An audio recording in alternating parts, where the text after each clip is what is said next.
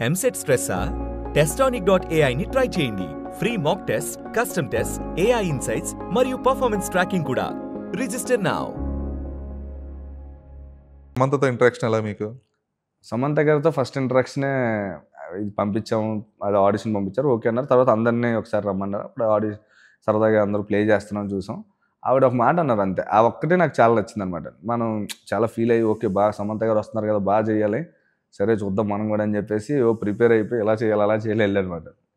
ఎందుకంటే నువ్వు చాలా బాడీ స్టైల్ చాలా ఈజీగా ఉంది, క్యాజువల్గా మాట్లాడుతున్నావు, అలా చేయొచ్చు కదా అన్నారు.